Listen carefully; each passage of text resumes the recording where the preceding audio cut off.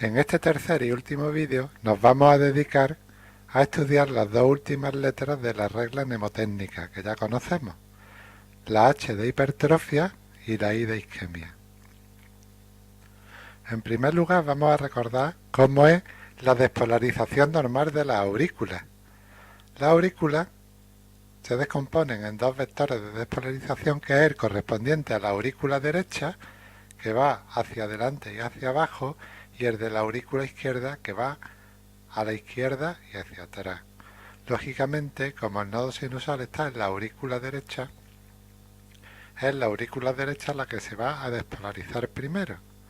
Entonces la morfología de la onda P viene dada por la despolarización de ambas aurículas. Aquí tenemos en amarillo el componente de la aurícula derecha, en verde el componente de la aurícula izquierda, y en rojo podemos ver la suma de las dos, que es la que vemos en el registro de electrocardiografía. Vamos a tratar primero el crecimiento auricular derecho.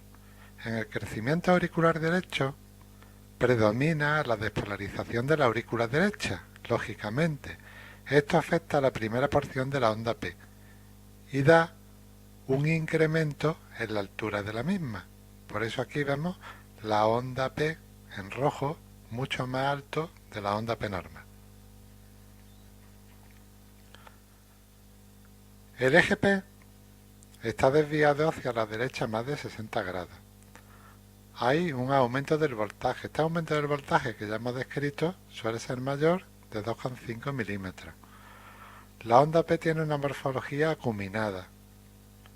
Es de duración normal, hasta 0,11, que eso suele ser menor de 3 cuadritos. Y la onda P difásica es más positiva que negativa en las derivaciones precordiales derechas. Cuando estudiamos la hipertrofia auricular, nos tenemos que fijar muy bien en las precordiales derechas, V1 y V2, porque son las que están colocadas justamente delante de la aurícula derecha. Aquí vemos una onda P normal con sus dos componentes y una onda P con crecimiento de aurícula derecha. En 2 vemos que tiene forma de una onda muy acuminada, y en V1, que es la precordial derecha que está justo delante de la aurícula, vemos que el primer componente es el que predomina. Por lo tanto, tenemos una onda P bifásica pero con componente predominantemente positivo. Aquí podemos verlo como queda registrado en el trazado electrocardiográfico. Está claro que las dos primeras son 2 y V1 con una onda P normal, y cuando hay crecimiento auricular derecho vemos claramente cuál es la diferencia que ya hemos descrito. Este sería un electrocardiograma de 12 derivaciones en el que se aprecia muy bien el crecimiento auricular en 2,3 AVF, onda picuda, y en V1, V2 la de componente bifásico. Vamos ahora con el crecimiento auricular izquierdo. En el crecimiento auricular izquierdo predomina la despolarización de la aurícula izquierda, lo que afecta la segunda porción de la onda P. Esto ocasiona un incremento de la duración de onda P y le da un aspecto bimodal, que es lo que llamamos onda P mitral. Los parámetros es un eje desviado hacia la izquierda menos de 30 grados, la onda P es de duración mayor, aquí fijaros que la duración es mayor a 3 cuadraditos, la onda P difásica es más negativa que positiva en V1 y V2, al contrario de lo que pasaba antes, y la onda P bimodal donde se ve mejor es en las precordiales de V3 a V6. Aquí tenemos la comparación en la derivación 2 y la derivación V1, donde en la derivación 2 está claramente aumentado la duración, y en la derivación V1, además de aumentar la duración, vemos que es bifásica con componente predominantemente negativo. Aquí podemos ver un crecimiento auricular izquierdo, sobre todo en V1 con su componente negativo, y bimodal, bifásica, o la onda P mitral que llamamos, en la derivación 2. Y este es el típico electro de 12 derivaciones que siempre ponemos con lo que hemos descrito. La onda P bimodal la vemos muy bien en 2, por ejemplo, y la onda P bifásica componente negativo V1, V2. Este otro ejemplo, y este es el resumen de la hipertrofia auricular. Vemos la diferencia entre la onda de crecimiento auricular derecho y la onda de crecimiento auricular izquierdo. Una es con un componente de voltaje muy alto y otra es con un componente de duración mayor.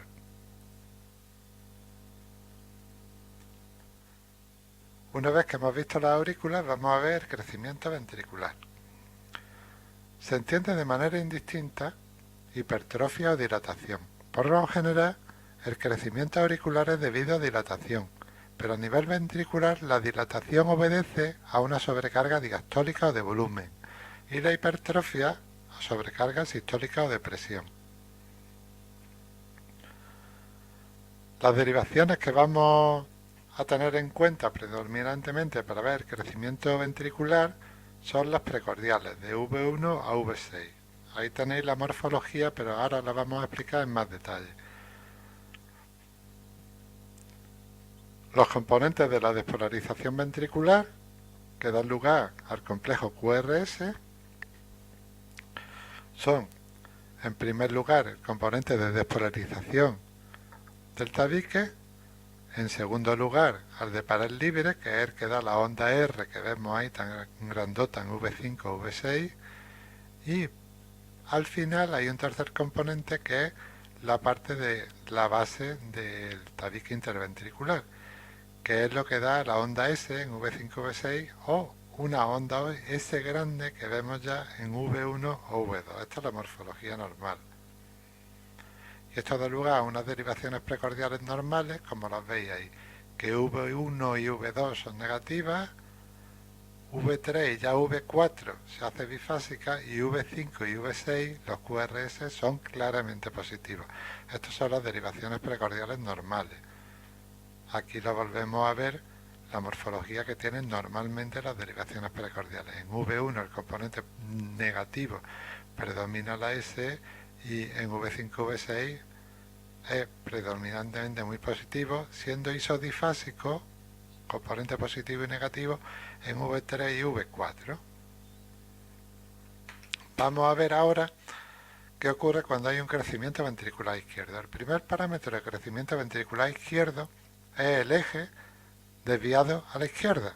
Aquí tenemos un eje a menos 60 grados, como ya vimos, que se caracteriza muy claramente porque es negativo en AVF, derivación AVF porque se aleja de ella, y positivo en D1. Los siguientes parámetros son la onda S profunda en V1 o V2, son una S mucho más grande de lo que hay en un electro normal, y la onda R alta en D1, en AVL, V5 y V6. D1 y AVL, ya en el primer vídeo vimos que es la cara lateral, lo volveremos a ver, pero esto hay que sabérselo. Ahí tenéis una onda R muy alta en V5 y V6, de ahí vamos a sacar los índices. Ahora después.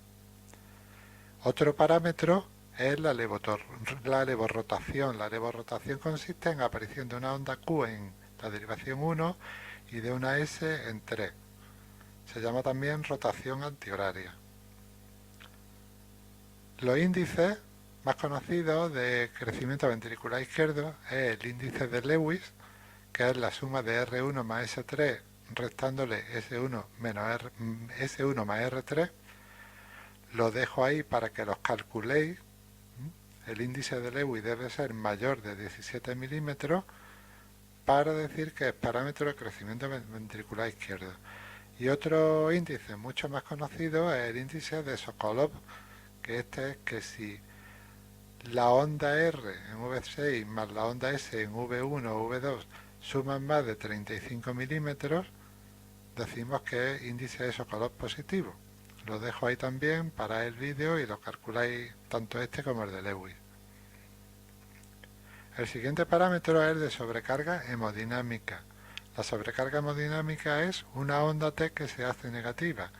Ahí la vemos en la derivación 3 y en la derivación V6. Aquí tenéis una comparación entre un electrocardiograma con derivaciones precordiales normales o un crecimiento ventricular izquierdo. Tiene una S profunda en V1, que se ve muy bien, y una R alta en V5 y V6. Vamos a ver a continuación el crecimiento ventricular derecho. Vuelvo a repetir que entendemos de manera indistinta hipertrofia y dilatación, que si bien en la aurícula el crecimiento se debía casi siempre a dilatación, a nivel ventricular la dilatación es una sobrecarga diastólica y la hipertrofia una sobrecarga sistólica o de presión.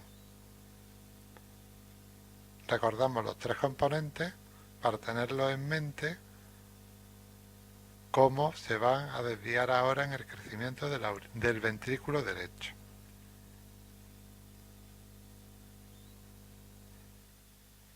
El primer parámetro del crecimiento ventricular derecho es la desviación del eje a la derecha.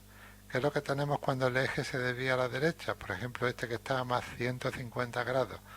Pues como se desplaza en dirección a AVF, en AVF el QRS es positivo. Sin embargo, en D1, como se aleja de esa derivación, es negativo. El siguiente parámetro, fijaros que lo podemos comparar con el crecimiento ventricular izquierdo y es todo lo contrario, es una R alta en D3, en AVF, en V1 y V2. Sobre todo mirad en las precordiales. Normalmente en un electro normal son negativas, en V1 o V2 positivas, quiere decir crecimiento ventricular derecho. Aquí lo podéis comparar, unas derivaciones precordiales normales, V1 y V2 que son negativas.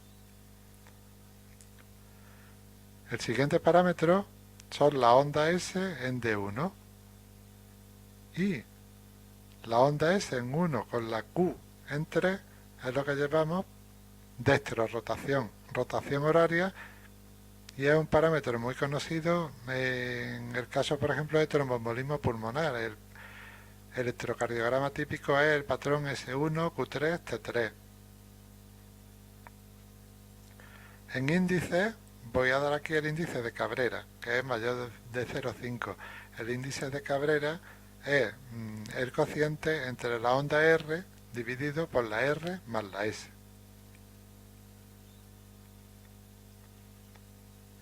El índice de Lewis suele ser negativo. Lo dejo ahí, para el vídeo y calcularlo despacito para entenderlo bien.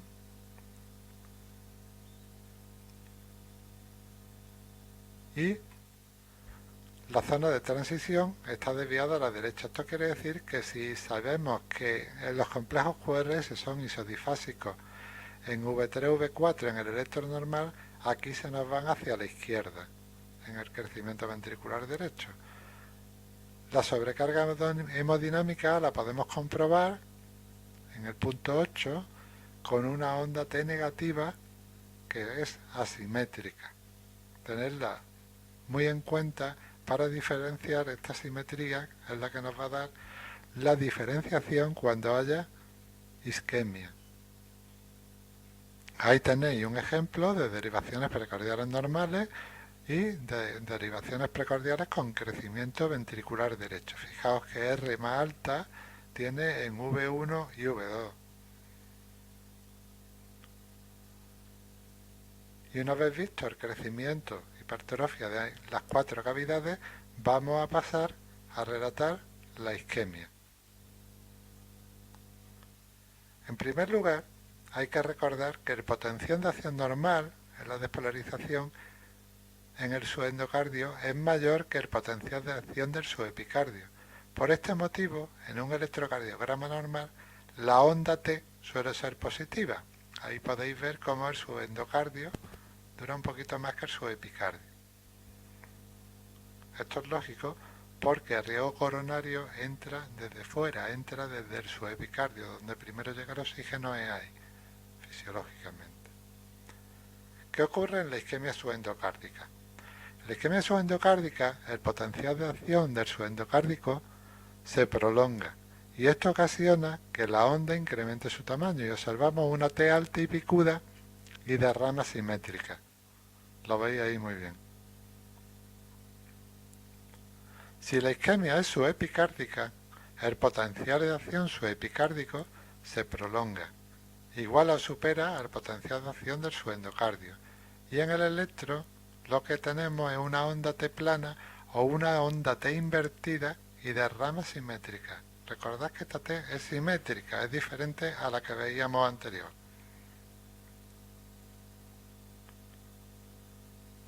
Si la isquemia se prolonga en el tiempo, pasamos a lesión. Lesión es que ya ese trozo de músculo cardíaco deja de funcionar. En la lesión, el potencial de acción subendocárdico disminuye de amplitud porque deja de funcionar, y esto ocasiona que en el electro observemos un infradesnivelamiento del segmento ST porque hay mayor amplitud del potencial subepicárdico. Entonces lo que vemos es ese descenso de ST. Está muy claro. ¿Qué pasa si la lesión es subepicárdica? En la lesión subepicárdica, el potencial de acción del subepicardio disminuye en amplitud, y esto ocasiona que en el electro se observe un superdesnivel del segmento ST. Esto es por la mayor amplitud del potencial del subendocardio. En la electrocardiografía, cuando hay isquemia subendocárdica, lo que vemos es una onda T alta y picuda. Cuando la isquemia es subepicárdica, vemos una inversión de la onda T, que además es simétrica. Cuando hay una lesión subendocárdica, lo que vemos es una depresión del segmento ST. Y cuando la lesión es subepicárdica, lo que hay es la elevación del segmento ST. ¿Qué ocurre si esto se prolonga en el tiempo y se produce la necrosis? La necrosis es que el tejido muere y ya no es viable. Pues entonces aparecen las ondas Q patológicas. La onda Q es la propia de necrosis. En este ejemplo tenemos una necrosis de la cara diafragmática, la cara inferior. Entonces, donde vemos bien las Q es en 2, 3 y AVF, que eran las derivaciones inferiores. Lo vamos a repasar. ¿Cuándo una onda Q es patológica? Una onda Q es patológica cuando tiene una duración mayor de 0,04, eso es, mayor de un cuadradito, que aparezca una onda Q en derivaciones donde normalmente no las vemos y que alcance el tamaño de un tercio de la onda R que le sigue. Aquí tenemos un ejemplo de una necrosis anteroseptal. Entonces, en este caso, ¿dónde la vemos? Pues en V1, V2, V3 y V4, que son las derivaciones que hay en la cara anterior y septal. Fijaros cómo está desarrollando Qs, que son patológicas. Tienen todas las características que hemos descrito. Y ya nos queda, una vez que sabemos cuándo hay isquemia por la onda T, cuando hay lesión por la supradesnivelación o infradesnivelación del segmento ST, y cuando hay necrosis por la presencia de onda Q, ¿dónde podemos localizar el infarto? El infarto pues lo podemos localizar según la derivación de donde la vemos. La cara septal es V1 y V2, la cara anterior V3 y V4, la anteroseptal de V1 a V4 es el último ejemplo que hemos visto, lateral bajo V5 y V6, lateral alto 1 y AVL, la cara lateral total son las 4 anteriores, anterolateral V3 a V6, anterior extenso de V1 a V6 y el infarto inferior o diafragmático son las derivaciones inferiores de 2, de 3 y AVF. Y con esto hemos repasado enteramente la regla mnemotécnica con los 6 epígrafes de todo lo que tenemos que ir viendo por orden en un electrocardiograma para que no se nos pase nada. Espero que os sea de utilidad en la interpretación cuando lo tengáis.